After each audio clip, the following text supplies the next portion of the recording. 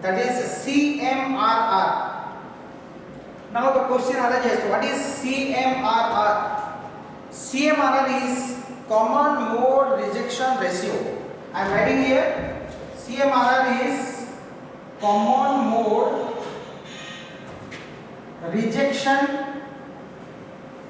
ratio. What is common mode rejection ratio? It is nothing but the ratio between differential gain and common mode gain. So this is nothing but AD by SCM mode. As you see, it is the ratio between differential gain and common mode gain. So here common mode gain is very minimum. So numerator you can see differential gain, and this differential gain is a very high value. So if we divide very high value divided by very low value, what do you get? Definitely the ratio it is what value? Very high value. And we are defining in the ideal op-amp, it is high means infinite. The maximum limit of high is what? It is infinite. So we can write this CMRR value, common mode rejection ratio value, is infinite. As per the formula of the common mode rejection ratio, we are writing AD by SCM, so it is infinite. And we have discussed before that we are writing the two set of characteristics. One is your ideal op-amp characteristic, another is practical op-amp characteristic. If it is infinite, practically infinite, it is not there, but very high value is there. So we can write CMRR value is very high. CMRR value is very high. Now we will go to the last point of your characteristic, that is slew rate. In short, we are writing slew rate is SR. Slew rate, can you define? Have you ever come across this notation of slew rate? No. Okay. So let me tell you, slew rate. Slew rate is, it is the parameter, it is indicating how fastly the output is changing when we make some changes in the input side.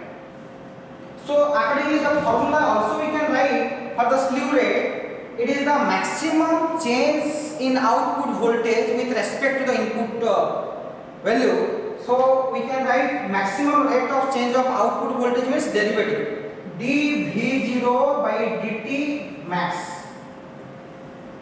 dV0 by dt max.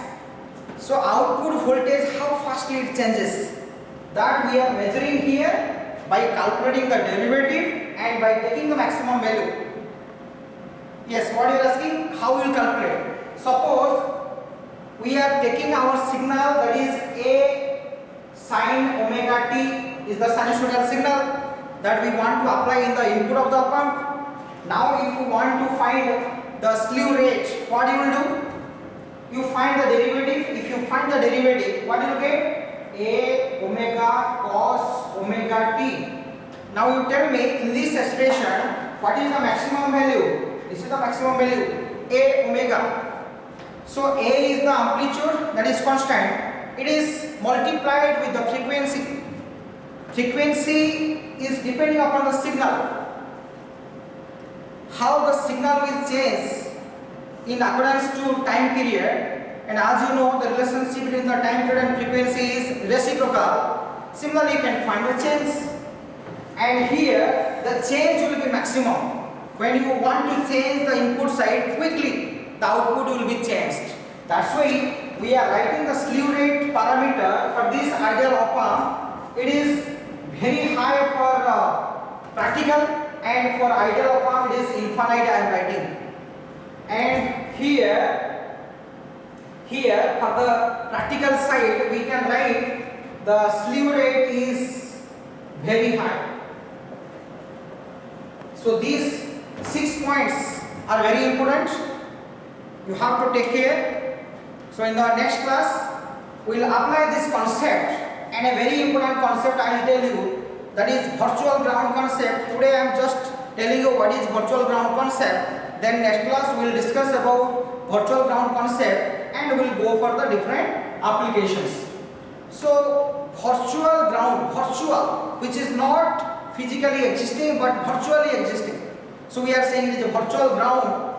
It is the concept in which both the voltage and current are zero. To the op-amp, both the voltage and current are zero. Why we are saying we cannot say anything without any assumption? You can see the assumption here. The first assumption in the ideal op-amp, we are writing gain is infinite. Gain is infinite means what? Output voltage by input voltage is infinite.